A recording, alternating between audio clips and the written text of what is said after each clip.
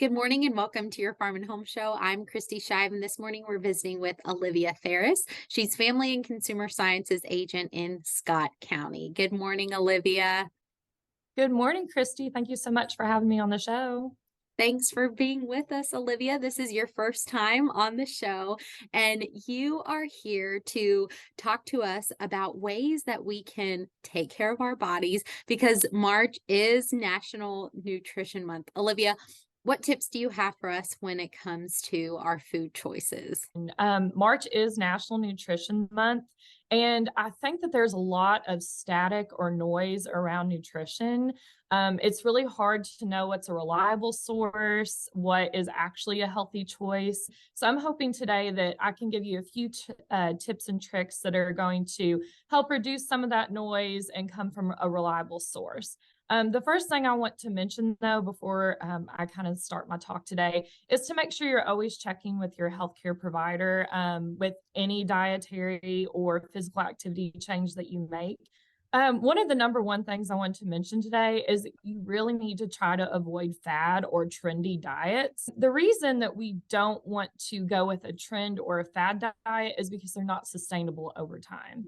Okay, so the important part about reaching a health goal, and that might not necessarily be losing weight, that could be maybe you just want to feel better, or maybe it's just your goal that you want to do a 5K this year.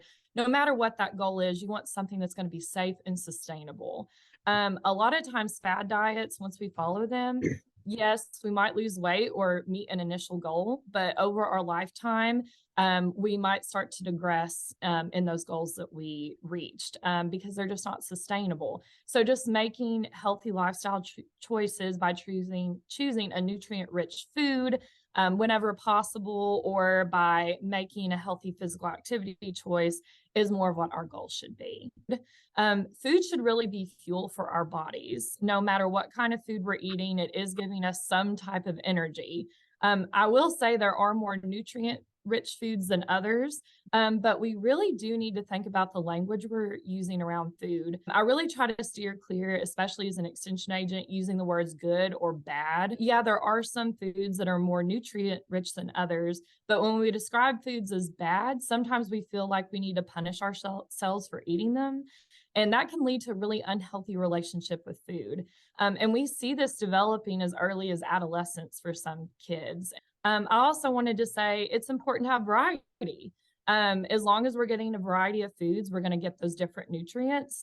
So do not punish yourself for eating what you think might be the wrong food. A lot of times I talk to my clients and they're like, well, I didn't eat breakfast this morning because I ate a bad dinner last night. And we shouldn't be doing that at all. That's really bad for our metabolism. That's not good for our bodies at all. So remember, moderation and variety. And then the third thing I wanted to mention today is that we need to just start making healthier choices when we purchase our food. That's one of the best tips I can give people is go to your grocery store or wherever you purchase your food with a plan in mind.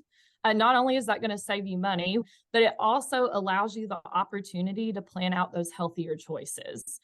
Another tip about that is to also try to patronize your local farmers markets. We have access to a list of farmers markets through the Kentucky website. So please utilize that and see what your local farmers market has. The less processed a food is, so the more of a whole food that it is, usually the more nutrient rich it is. Also, another tip I have on grocery stores is try to stick to the outermost aisles. So if you think about the layout of a grocery store, we're conditioned to go to the middle, and the middle is where a lot of those processed foods that are high in sugar and fat and all of those things that are less nutrient rich are located, because that is where they're marketed to go and where to be, and we're more likely to purchase that item. However, if you walk around the outside of your grocery store, that's typically where our foods are that are very nutrient rich. Olivia, thank you so much for being with us today. Such great information as we think about National Nutrition Month. Thanks for joining us today on the Farm and Home Show, and we'll see you next time.